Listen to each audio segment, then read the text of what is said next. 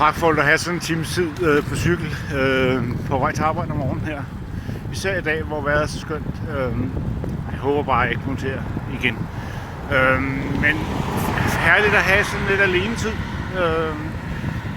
En times tid, fred og ro på vej til arbejde. Tænker og reflekterer over, hvordan vi i dag kan gøre en forskel ude hos vores kunder.